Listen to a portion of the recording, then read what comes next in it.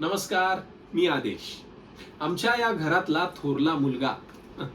तुम्हाला सांगतो, आमच्या घरामध्ये आईच्या सगळ्यात जवळची व्यक्ती कुणी असेल तर ती मी आहे. अहो, आईने सांगितलेला प्रत्येक शब्द न शब्द एखादा आदेश असल्यासारखा मी पाळतो.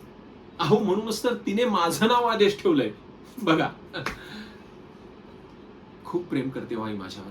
अगदी मनापासून प्रेम करते. अहो, म्हणूनच तर या प्रॉपर्टी मधला एकही रुपया तिने माझ्या नावावर केलेला नाही.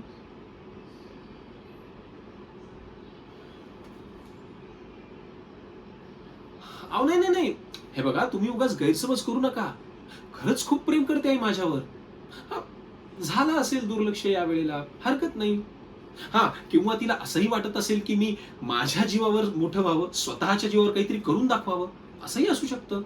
हा, पण तुम्हाला एक सांगू, आईला जेव्हा केव्हा कुठल्याही गोष्टीची गरज असते ना, आधी मला हाक मारते आणि मी सुद्धा कसलाही विचार न करता तिच्या मदतीला धावून जातो.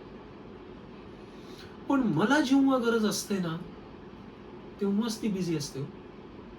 किंवा माझे शब्द तिच्यापर्यंत पोहोचतच नसते. मला ना आईने लहानपणी एक गोष्ट सांगितली होती. एक ना झाड असतं वाटेच्या मध्यभागी, आणि एक माणूस दररोज त्या वाटेवरून जाता जाता त्या झाडाच्या मुळात पाय अडकून पडत असतो. आणि तिथले लोक त्या माणसावर हसत असतात, त्याची चेष्टा करतात, मस्करी करतात.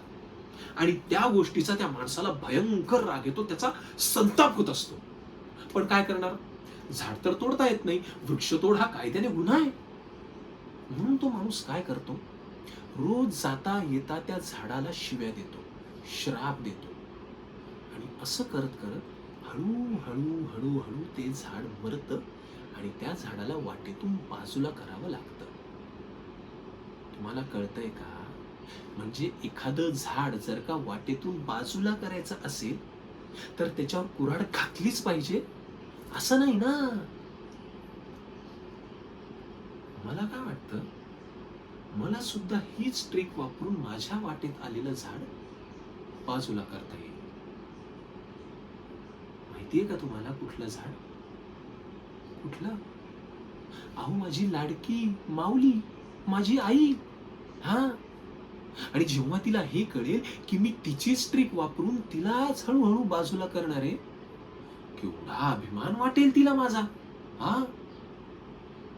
पण नाही हो, मी असं नाही करू शकत. असं हळू हळू हळू त्रास देऊन आईला मारणं माझ्यासारख्या कर्तव्यदक्ष मुलाला नाही शोभत. हा,